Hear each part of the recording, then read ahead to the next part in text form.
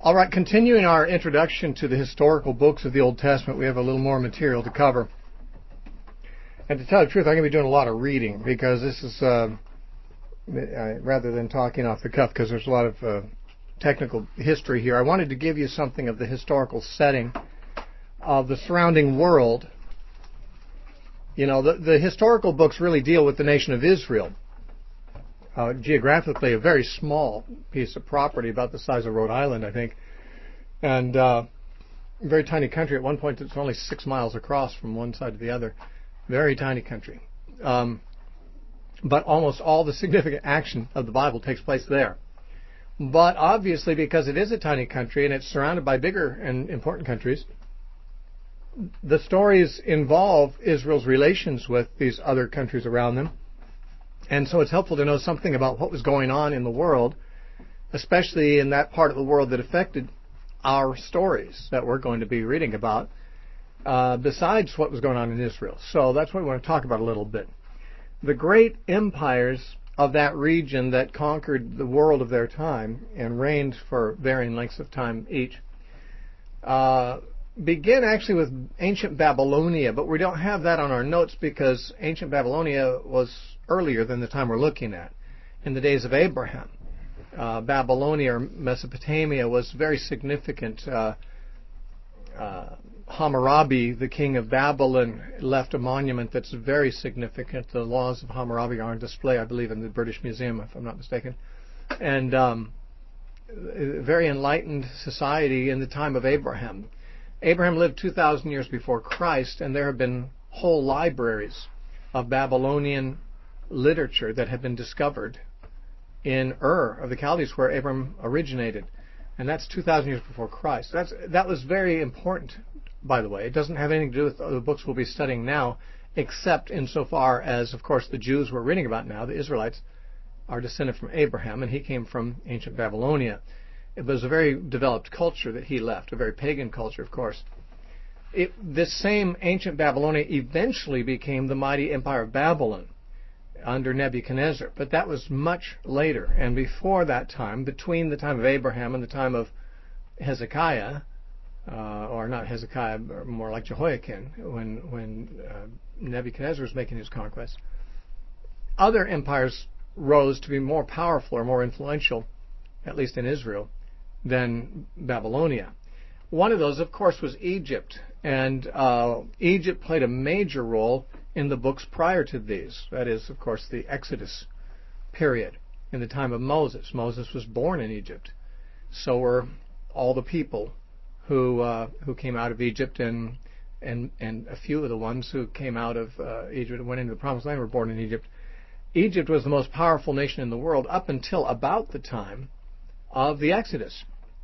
We don't have complete records of that period, but we know that Egypt ceased to be very influential after that. And it might be because they lost about 3 million of their slaves all at once, and also all their agriculture and their livestock and their army, things like that. That would have a real, their pharaoh. That would have a real dampening effect on the superpower status of a nation.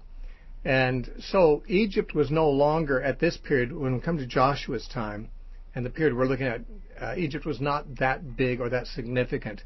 They were still bigger than Israel, and on rare occasions they come into the narrative as sort of a side issue.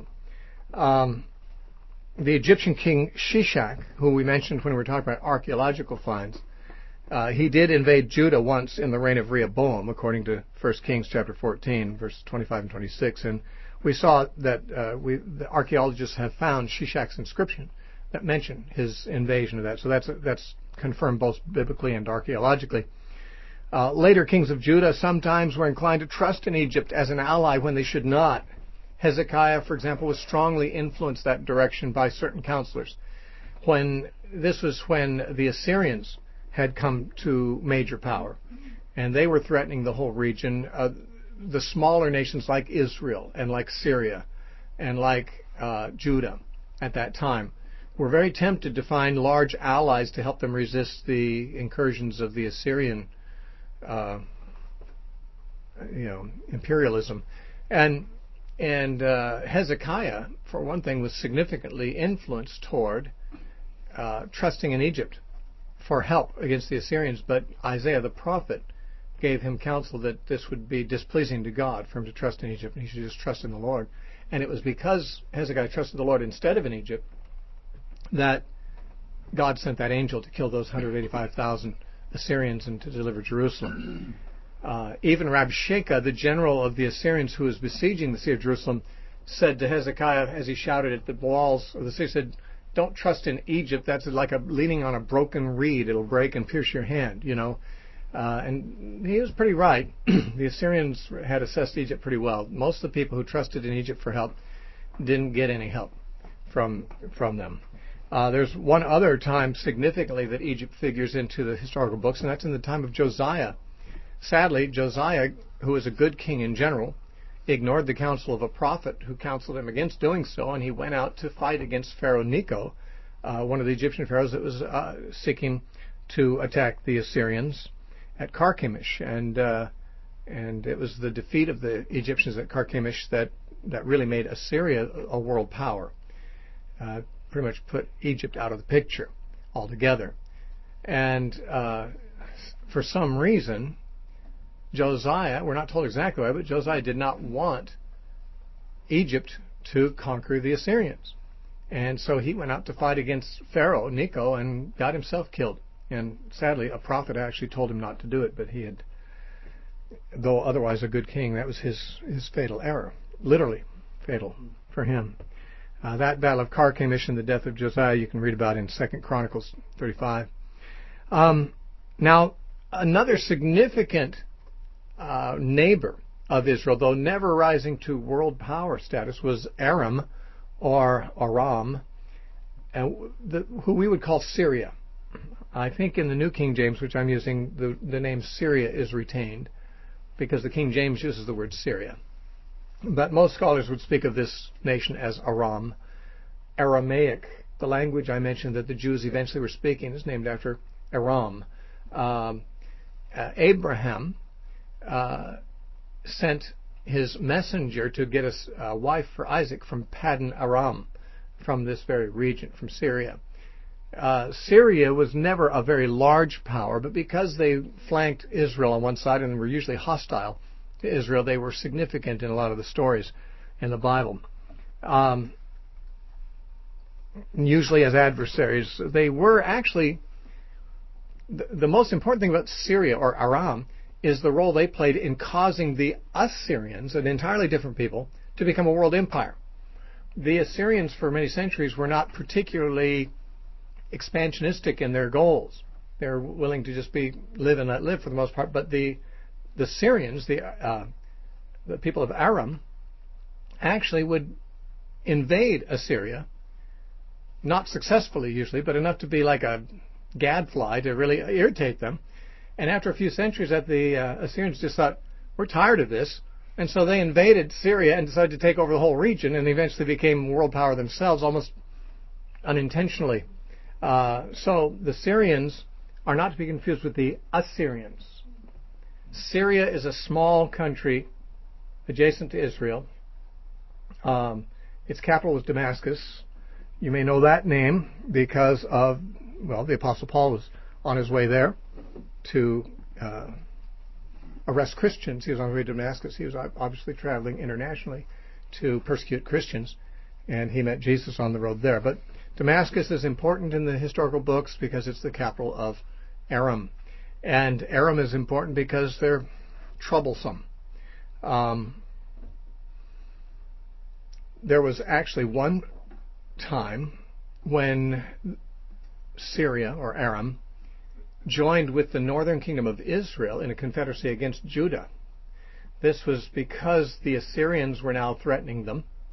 And, it's like Syria had attacked Assyria one time too many, and now the Assyrians were striking back, and so Syria's terrified, and they try to get a coalition of small kingdoms together to fight off the Assyrians.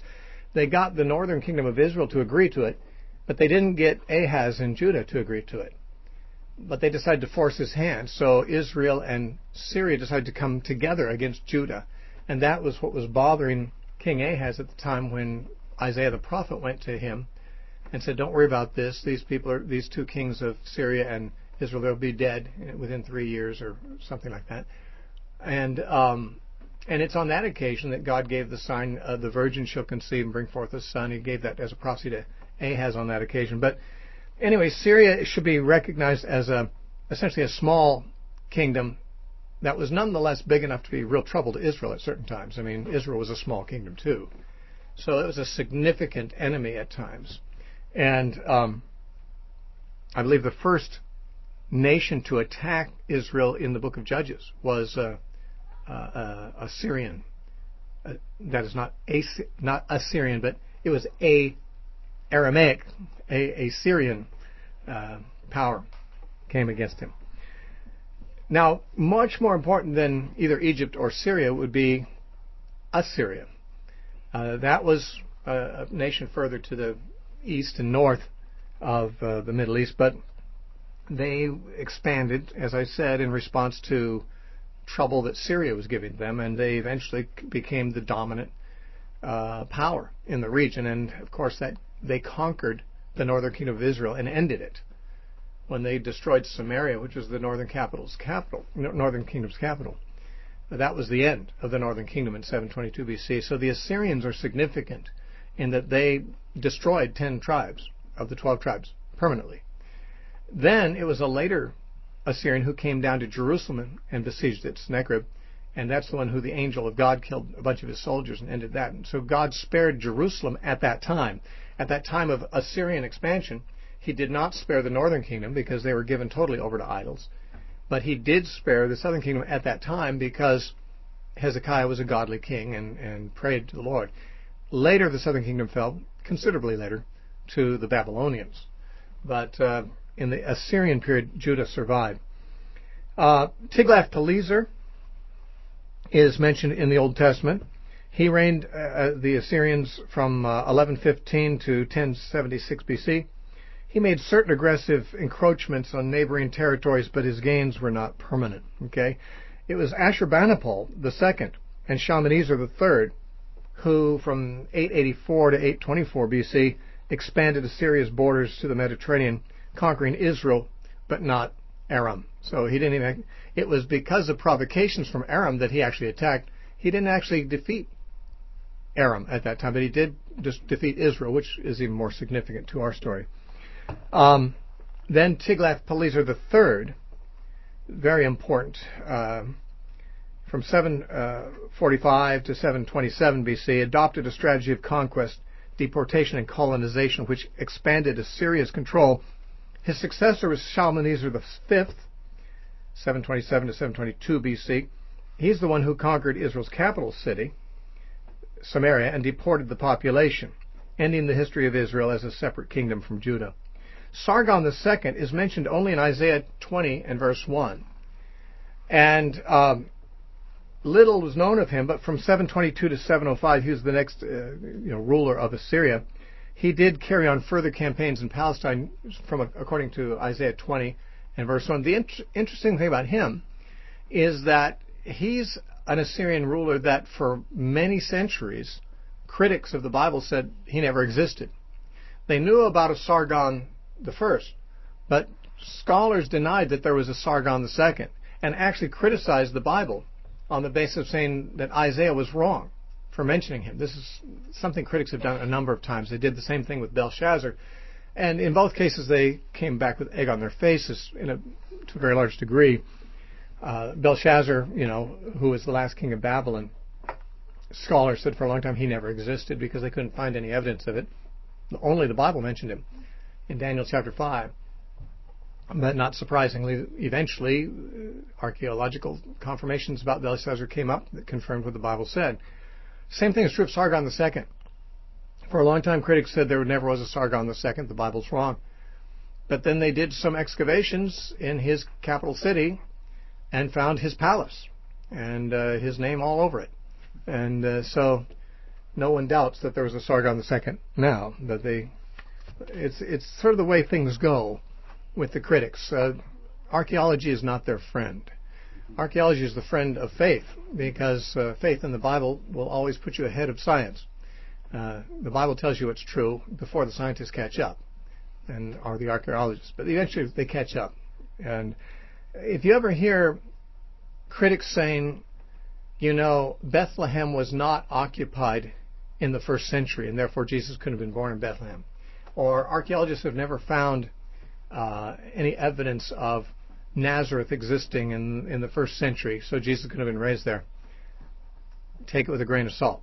What they're saying is they have not yet found confirmation.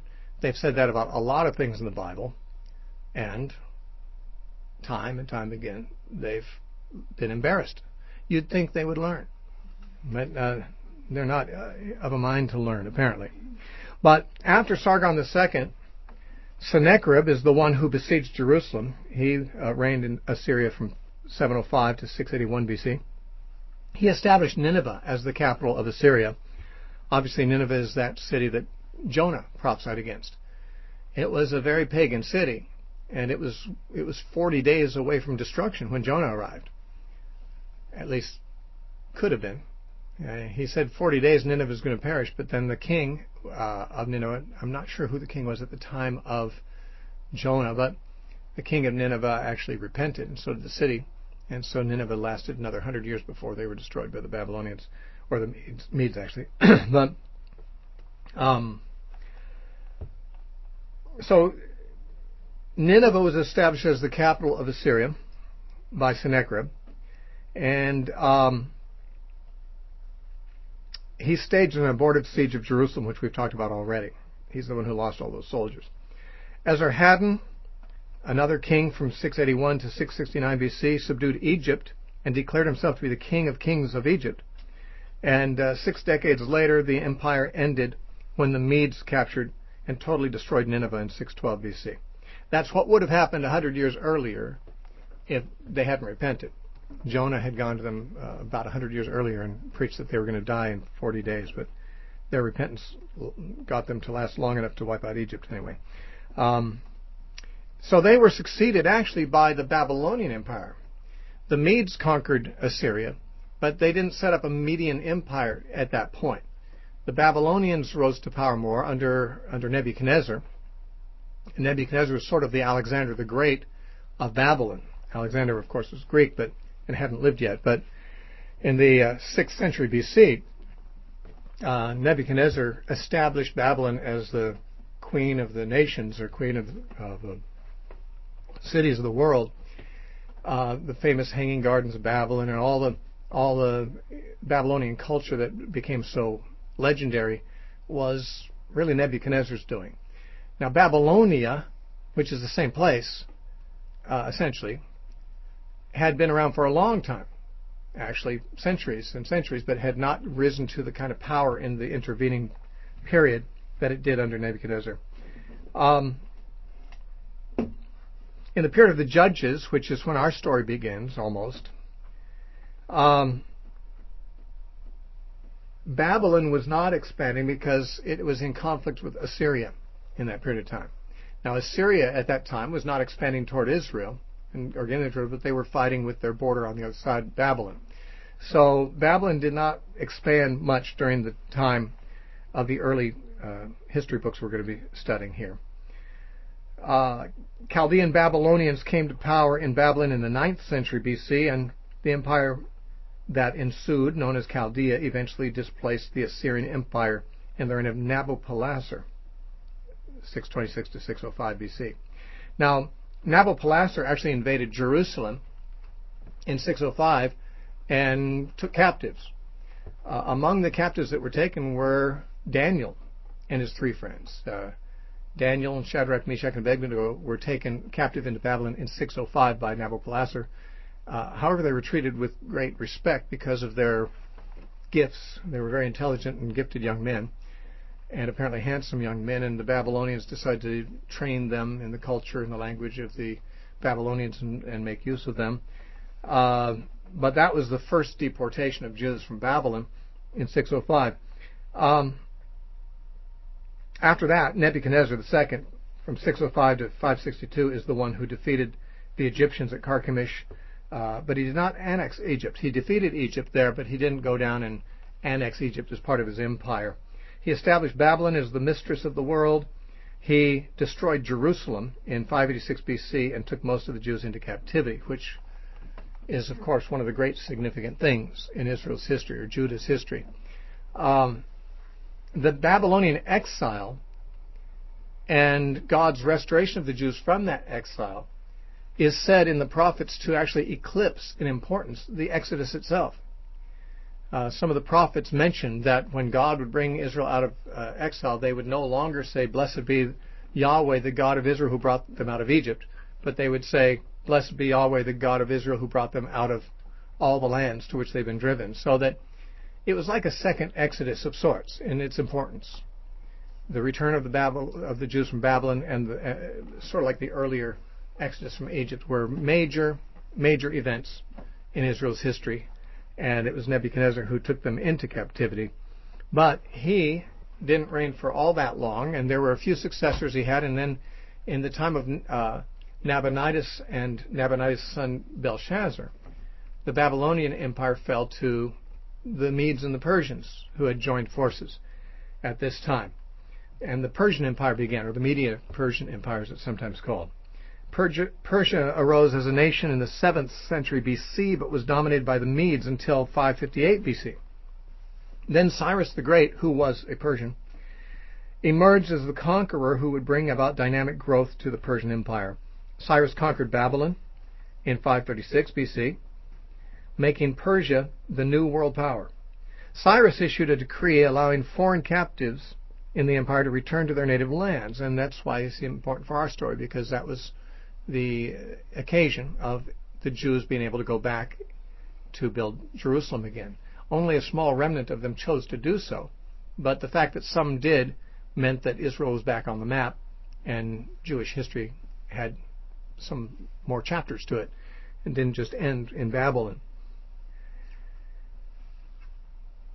This led to the return of the Jewish exiles who rebuilt Jerusalem under Zerubbabel, Ezra, and Nehemiah.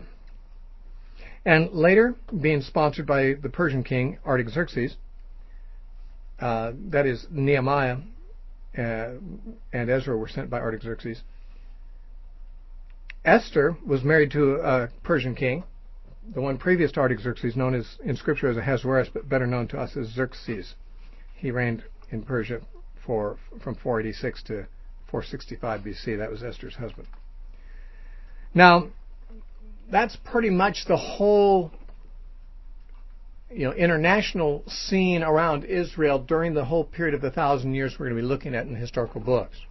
There's also the religious environment, and it's certainly equally important because Israel was not just a nation of a political sort with a political history, but it's a nation whose whole origins and significance rested on its relationship with Yahweh, who was a jealous God. And he had a covenant with Israel like a husband has with a wife. That's how he viewed it. At Mount Sinai, when Yahweh brought them out of Egypt, he made a covenant with them that he would be faithful to them if they'd be faithful to him. And this was in perpetuity. So this is like a wedding covenant. And God, afterward, the prophets would look back at that as the time when God married Israel.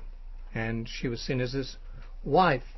And just like a husband wants his wife to be sexually faithful to him, God wanted Israel to be faithful in terms of worshiping him alone.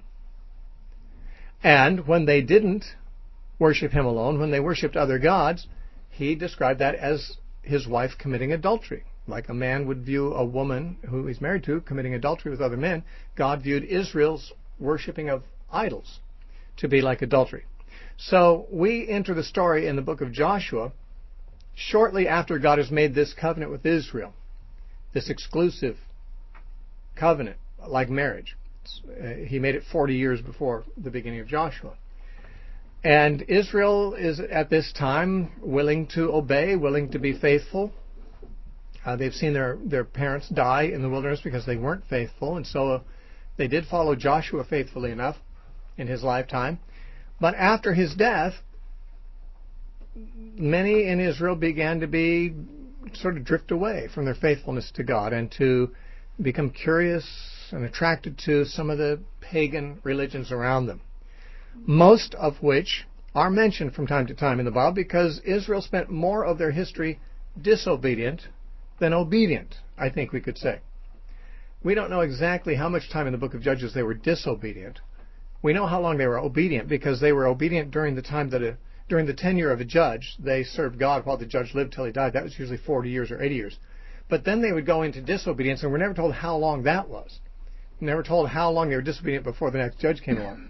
But we do know that once the monarchy began, they were disobedient almost all the time. There are very few revivals of their faithfulness to Yahweh. Only a very few kings. When the kingdom split into two, the northern kingdom had 19 kings in a row. None of them were good. Every one of Israel, the northern kingdom's kings, worshipped idols and sponsored idolatry. So, like, the northern kingdom was continuously adulterous for hundreds of years. And then the southern kingdom had 20 kings, but almost all of them were bad. Judah's history was punctuated, though, by an occasional good king. Uzziah was a good king. Hezekiah was a good king. Josiah was a good king. There were very few others. But apart from maybe a handful of Judah's kings, the other ones were all just as bad as the ones up north. And so we find most of Israel's time is spent in rebellion against God. And eventually they come under judgment from God. But it's because of these religions around them. Now see, if America collapses, most historians will say it's because our economy, we made bad economic decisions, or our military became too weak from being spread out with too many, military police forces in other countries where we shouldn't have been, or whatever. I mean, we spread our resources too thin. This is how historians will probably look back on the fall of America. Bad policies economically, bad military policies, bad, who knows what else. Immigration policies. I'm sure that when America goes down, there will be a lot of talk about what made it happen, and it won't probably be the right answers. The right answer will, of course, be that America has turned from God. Now, if we didn't have the Bible, that might also be the way Israel's history would be remembered. It's just another country that went down. Part of it went down to Assyria, part of it went down to Babylon, so did a lot of other countries. They were militarily weak, or they were economically divided, or whatever. I mean, if we didn't have the Bible's interpretation of things, Israel's history and its demise would be interpreted the same as any secular country's would. But that's the difference. Israel was not a secular country. They were a country whose whole history existed because of God. And their relationship with God was absolutely defining of their existence. And it was because they turned from God that judgment came upon them and they were destroyed. So that's why we need to not only look at the political history around time, but the religious influences that eventually they succumbed to and brought an end to their existence. And so let's talk a little bit about the religious scene at the time. Basically, you probably know what monotheism is and what polytheism is. Monotheism is belief in one God. Israel was pretty much the only country in the world that we know of that was monotheistic. They had one God named Yahweh. We usually think of the option to that being polytheism. We think of maybe the Greek gods on Mount Olympus and the Roman gods, the Zeus and Hermes and all those different gods. We think of that, polytheism. There's something else that's between monotheism and polytheism. It's called henotheism. H-E-N-O theism. H-E-N-O-T-H-E-I-S-M. Henotheism is sort of a mix of monotheism and polytheism. You say, how can you mix those two? There's either one or there's not one. In the ancient world, at least in Israel's time, the view of most cultures was that there are many gods, but each nation has only one. There were national gods. So, practically speaking, they were like monotheists. The Philistines worshipped Dagon, the Moabites worshipped Chimash, and so forth. And so they each had their national god, but they acknowledged that the other gods of the other nations were real gods too. So they were really polytheistic in their theology, but kind of monotheistic in their practice. That's how all nations pretty much were. Now, Israel was different from that in that they were monotheistic in theology. as well as kind of the opposite. They're monotheistic in theology, polytheistic in practice, because they really worshipped other gods that they didn't really believe in, I think. But the point is, each nation around Israel had its national deity. And Israel had Yahweh. Now, most of the nations around Israel believed in Yahweh. They just didn't worship Yahweh because they had their own national deity to worship. They believed that Yahweh was Israel's national deity and that he was a real God. But so was Chimash, and so was Baal, and so was Molech, and so was Dagon. They considered that all these were real gods. It's just that they believed that the Jews were supposed to worship Yahweh and other nations were supposed to worship other nations. I think Jeremiah is the one who at some point is puzzled over Israel worshiping other gods and says, he says, search and inquire. It might have been Isaiah. I forget the passage exactly, but he says, has there ever been another nation that forsook its gods and adopted the gods of another nation, like Israel has done? And the answer is apparently no. None of the nations around them ever worshiped Yahweh or the other gods of the nations around them. They just worshiped their own God. Israel, the only nation that had the real God, couldn't stay with him. They wanted to borrow religions from other nations around them. And the irony is that they're the only ones whose God was actually real. And he proved it by judging them for that.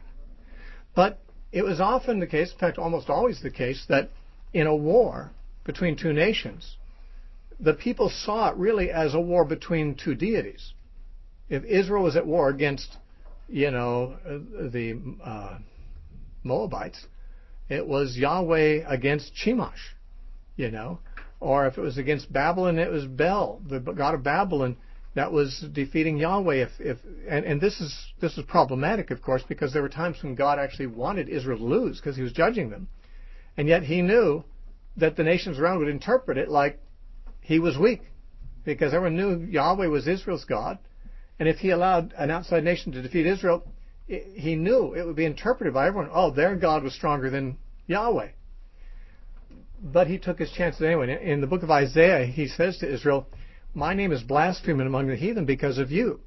And what he means is, because you're forcing me to judge you, people are going to misunderstand and think I'm weaker than their God, so I'm going to do it anyway. I'm going to just take the hit. I'm going to take the hit on my reputation because I have to judge you. And so this is how things were understood in those days. Now, Israel may have been attracted to the gods of the pagans, partly because there were times when the pagans seemed to be prospering or powerful, and they felt like, oh, this means their God is better than our God. And it seems strange to us, as you read through the book of Judges or the book of Kings, you think, how can they keep making these same mistakes? I mean, it almost seems unreal. How can it be that their ancestors made this mistake every generation, and they make the same mistake? Don't they learn anything from history? And apparently they don't. But before we're too hard on them, realize how hard it is for you to pass your faith on to your children and for them to really own it. It's easy to teach your children what you believe. It's not easy to impart it to them. You have an experience with God. You've been born again. You have there's a reality of God that's convincing to you. You can tell your children about it. But if they don't have that experience too, it's just unreal to them.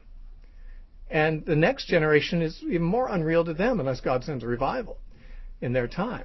So, I mean, it's often the case that God moves in a mighty way in a certain generation, and there's a large number of people who really say, wow, God is real, and they get excited about God. We had a revival like that back in the 60s and 70s, the Jesus movement, and a whole bunch of people got harvested into the kingdom of God and had dynamic experiences with Christ, and they'll never have any doubts that God is real. The baby boomers, of which many of us are them. Most of us are them. And many of us have children who we thought they'd believe like we did. We taught them how. We taught them the truth. We even modeled it for them as best we could. But then we look and say, how come this isn't real to them? It's, every generation has to have their own connection with God. And a generation whose parents were Christian has an advantage in that they know from an early age who they have to connect with. I always told my children, I I can and I must. I'm responsible to make you know what the truth is. But I can't make you care about it. I can only make you know about it. I can't make you care. I wish I could. I wish I could just get inside your heart and engineer something there so that you care about it like I do. But we know from experience that's not always the case. Now, some of you have children who are serving God. God bless you. More power to you. But I think a lot of us, I see the heads nod like there's a lot of people who understand what I'm talking about. So we shouldn't be too surprised when the Israelites, one generation sees a great deliverance from God through one of the judges or something like that, or through Josiah's revival or reforms or whatever. And then the next generation, they don't care anything about it. To them, God's just something they've heard about. And they're not so sure they like. To him, they're like kids who say, well, why is Jesus so special? There's a bunch of Hindus over there. They seem to be good people, too. And what if these Buddhists? They're good folks. What if they say a lot of the same things we Christians say? And the kids, they think, well, why do we have to be Christians when there's these other religions out here and these people are good people, too? How do we know we're right? I'm sure the Israelites had that same problem with their kids, the generation that didn't see the deliverance from God. They just heard about it. And when you got even another generation beyond that, it's just getting to be a faint, story they've heard from their grandparents. But they're seeing other gods say, well, maybe... And you know what? It was a lot easier for the flesh to accept the religions of the pagans around than to accept the religion of Yahweh. Because Yahweh demanded holiness of life, and it kind of goes against human nature to live a holy life. It's really hard to live a holy life. But the nations around them, their worship services were orgies, drunken orgies. They didn't have any morality. They were bloodthirsty, warlike nations that were driven by sex and by cravings of the flesh. Their deities were custom made to approve and to endorse the kind of behavior that the most carnal side of man wants to live. So, these kids who, to them, Yahweh was just a rumor to them. And not a very fun one either, But the nations around them, the people they're seeing around there, they're having orgies. Hey, their gods like that. That sounds like an attractive thing. Probably more to men than to women, but there were other aspects, the drunkenness and the other stuff that really drew people off. And then they also had beliefs. See, most of the gods of the heathen were fertility deities. And it was an agrarian society. It was really important to have a lot of kids to help you on the farm, and it was really important to have crops grow because your whole prosperity was attached to the land and its productivity. And almost all of the gods of the heathen were fertility gods. And so doing these rites, sacrificing a baby to Moloch, that was like to enhance your fertility. Seems like it's going the opposite direction in that case, but that's what they thought. And they thought that would give you good crops and things like that.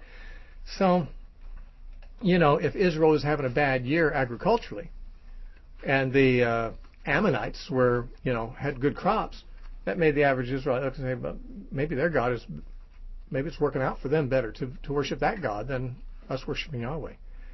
And there are expressions of that sentiment in places like Psalm 73 or Malachi chapter 3 or a few other places in the Scripture, in some of the prophets and the Psalms, where the expression is given to like, what profit is it to us to worship Yahweh? Things are going badly for us. We don't have much money, our crops are failing, and here we're being faithful to Yahweh. Maybe we should worship other gods. Maybe it's not profitable to worship Yahweh. This is not something the prophets advocated or the psalmists, but it's things they were hearing. Malachi rebuked that very attitude. In Psalm 73, the psalmist said, I almost succumbed to that idea. That's that song we sung, Truly God is good to Israel. It says, as for my feet were almost gone, my steps had almost slipped. If you read on further in that psalm, it says, because I beheld that the wicked were prospering. And I'm a good guy and I'm not prospering. And I think, what good is it to serve God? And so sometimes other religions, if people were worshiping Yahweh faithfully and things weren't going well for them, they thought, well, maybe one of these other gods will do better for me. And so people were drawn after the wrong gods. And here's the gods that were around them. Dagon. Now the Philistines were never in the early days driven out of the land. In the days of Joshua and the Israelites conquered essentially all the land of Canaan. They didn't wipe out all the individual cities. Some cities still remained to defy them. Even Jerusalem for a while did until David's time. But they nonetheless secured the borders. But they never secured the coastal strip on the Mediterranean, which was controlled by 5 Philistine cities. The Philistines were very warlike, strong people. They had a number of giants among them, like Samson. The Anakim, who were also giants, also were living in one of the Philistine cities. They were trouble. And their religion was the worship of Dagon. Now, Dagon, scholars once thought the name meant fish god. And when I was growing up, the commentaries were saying that Dagon was a god who had a body like a man and a head of a fish. Because the word Dagon in Hebrew, it looked like it was connected to the word for fish. Scholars are not so sure that that's its meaning now, and I don't think they've found any statues of a fish god, so there are some doubts as to whether Dagon was really a fish god or not. In any case, he was the god of the Philistines. They think now he might have been a grain god, like most of the gods around. He was worshipped throughout the Fertile Crescent, not just by the Philistines, but throughout the Middle East there. And in the period of the historical books, Dagon was the god of the Philistines primarily. Samson destroyed the temple of Dagon when he died. When he pulled down the pillars of that temple as the temple of Dagon, and there were like 3,000 of the worshippers of Dagon there that died with Samson on that occasion. But Samson did not rid Israel of the Philistines. The Philistines were oppressive people, gave Israel a lot of trouble until really David defeated them. David's the one who got rid of them for the most part, brought them into subjection to Israel. At one point before David's time, the Ark of the Covenant was captured by the Philistines and put in the temple of Dagon.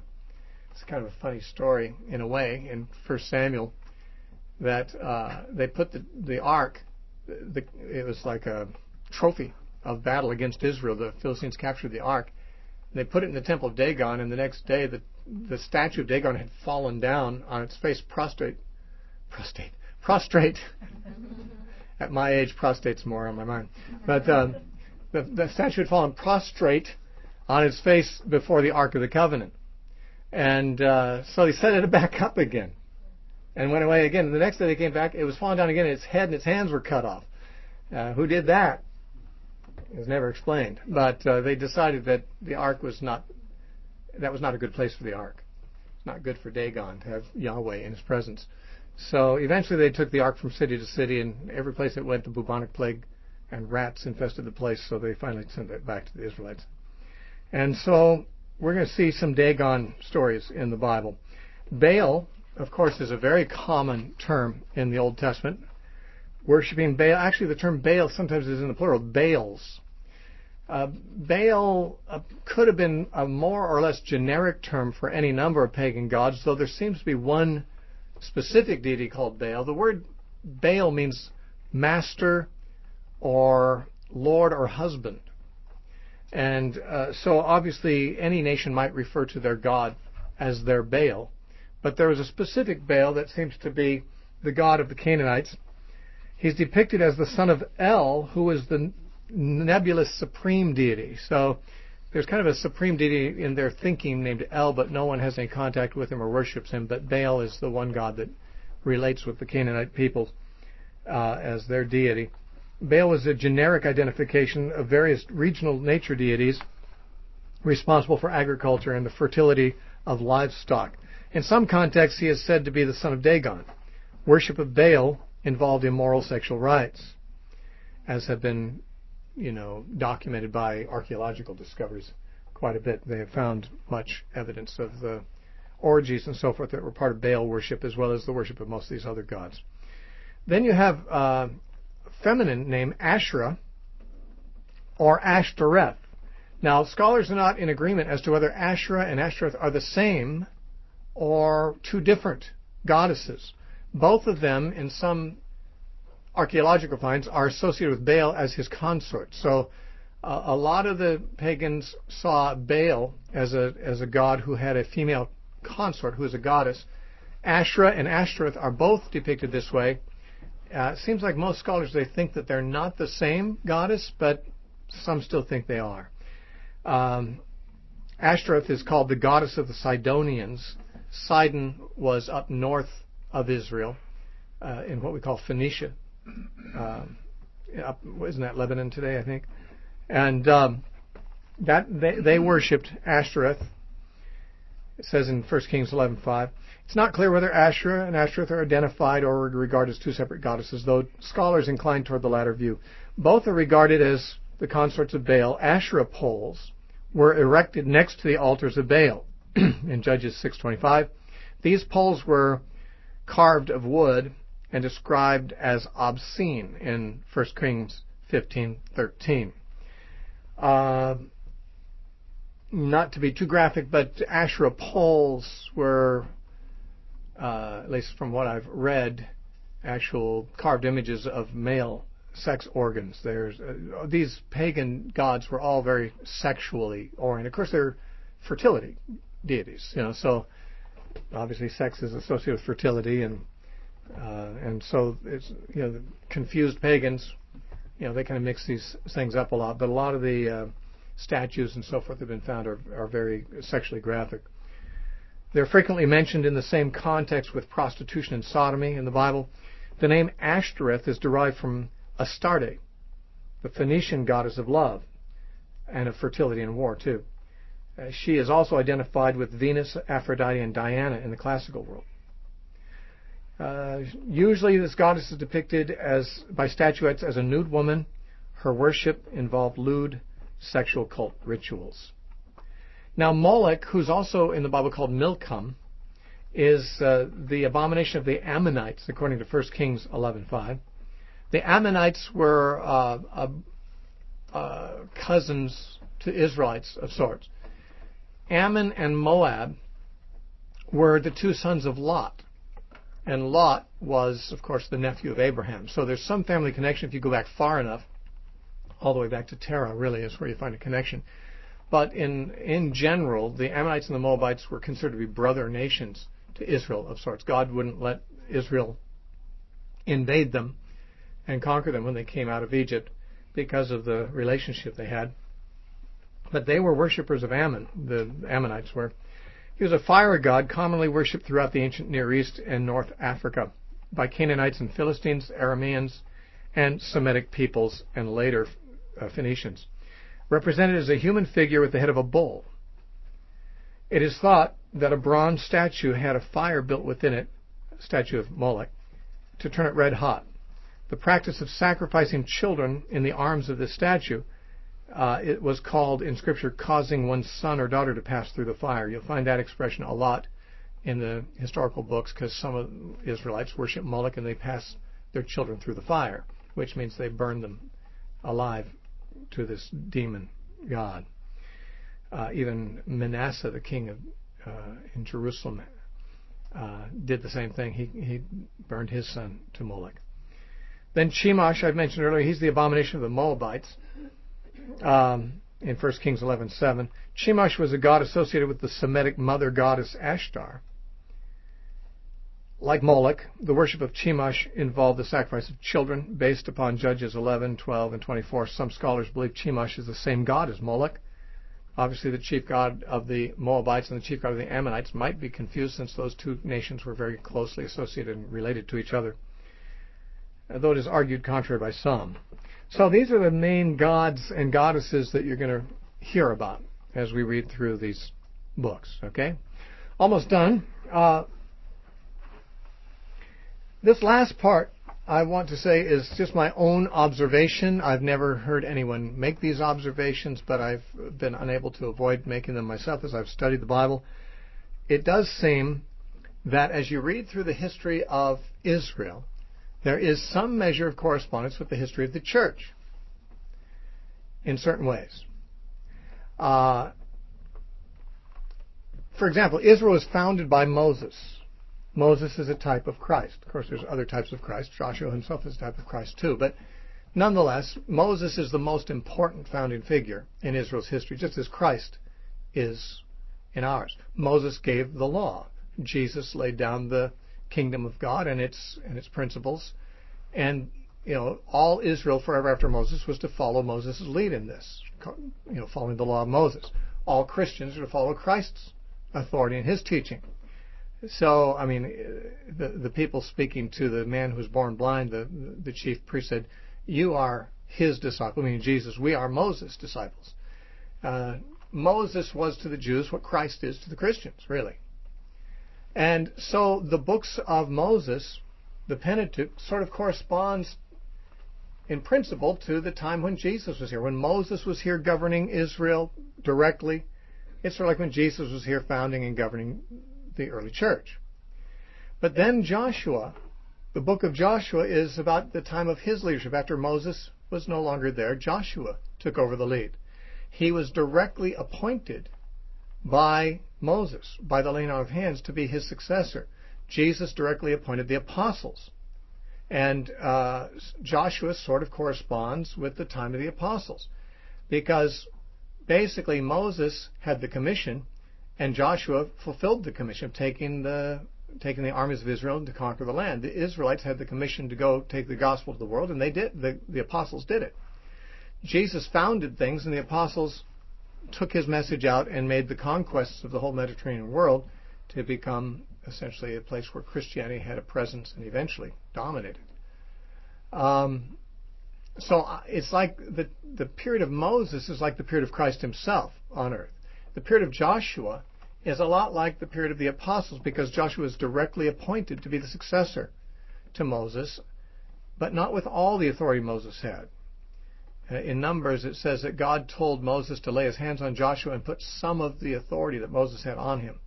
The apostles don't really take the place of lordship that Jesus had, but they certainly had more authority than anyone since then has had in the church. They set norms for the church too, and they distributed, as it were, the inheritance to the church that Christ had left for us. And Joshua actually had some of the same kind of miracles happen through him that Moses did. The apostles also, had the miracles of Jesus continuing. Now, I realize there's been miracles since then, but there have been no one since the apostles who've done really quite as many miracles as they did, it would appear. A few people, maybe. There might be a few people out there in Africa and China and stuff who've seen as many miracles, but in general, you don't find the leadership of the church worldwide doing as many miracles as the leadership of the church did during the time of the apostles. And Joshua's miracles were like those of Moses. The apostles' miracles were like those of Christ, and they were the successors to Christ. But then you have the period of the Judges, which is rather an interesting time. I've been fascinated with the period of the Judges because it represents the way God left things when Joshua was no longer there. It's interesting that Moses appointed Joshua to be a successor, but Joshua appointed no one to be his. When Joshua is gone, there's a vacuum. There's no leadership, no official leadership. How were the people supposed to be governed? Well, it says in Joshua there was no king in Israel in those days, and everyone did what was right in his own eyes. Well, that sounds like a bad thing. Unless, of course, they're governed by the law of God, then it's not a bad thing.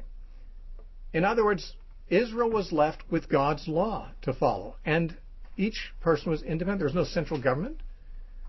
There was no institutionalization. God would raise up leaders periodically, just charismatic guys who would lead Israel to a revival and to a victory, and then serve them in his life. And then he died. There'd be no successor to the guy. It's like they didn't have any succession. It was just when God needed a man, he raised up somebody. He gifted somebody, and there's this charismatic leader to come up. He'd do great things for the church, and then he'd die, and there was no one there to replace him until it was needed again. And what's interesting is almost all people think that the period of Judges was really a bad deal. But actually, the period of Judges is what God set up. It's the people that changed it. The people didn't want to have that arrangement. They said, give us a king like all the nations have. And the thing displeased Samuel, and it displeased God that they wanted a king. God seemed to like it the way it was. Why? Because he was their king. Everyone answered to God directly. Some didn't do so very well, as the book of Judges shows. But God still wanted people not to be governed by a human figure. After Joshua was gone, there was no human figures that God appointed to rule the nation. They were supposed to obey God. There was a large degree of personal independence under God and personal accountability to God. But no institutionalization. But then the monarchy comes, which God didn't like, and that's kind of what happened to the church in the 4th century. the church got institutionalized. Even before that, it started to go that way, where they started having church officers that were appointed for political reasons, and they were succeeded by some kind of a, each church constitution would have some manner of succession. When these elders die, then these ones take their place, and so forth. And that's how denominations do it. That's how the Roman Catholic Church did it. Basically, what I call an institutional church is one that's organized in such a way that its leadership is succeeded automatically. And what happened, of course, when you have the monarchy, is it was no longer that Israel was led by people gifted by God, but people who were just the successors of the previous guy.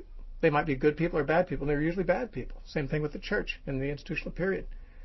And the splitting of the nation in Rehoboam sort of reminds me of the Reformation, although it didn't bring about really a solution to the problem either, because both were institutionalized. Protestant churches and Catholic churches are institutionalized. So it's like the monarchy, up through the monarchy, we see sort of some parallels to what's happened in the church. And then you've got the Babylonian captivity. I don't know what that corresponds to, or the return. Maybe that's something that's yet future. Maybe there's a great falling away coming and a restoration. I'm not sure. But I just thought I couldn't help but notice those similarities as we go through the Old Testament history, how that there are parallels to the way the church history has gone, which it's surprising to me that I've never noticed that in any books on the subject. It's just, as I reflect on it, I thought the monarchy, everyone seems to think the monarchy was a good thing because then people weren't just doing what was right in their own eyes. The problem is when you got a monarch, people have to do what's right in a king's eyes, and he might be bad. It's much better to have God as your king, and then you're accountable. You do what's right in your own eyes, and you may please God or not, but at least you're answerable to God. And when you got a king who's a tyrant, like Ahab and his wife Jezebel, you can't serve Yahweh because they'll kill you. There's no freedom to serve God once it's institutionalized.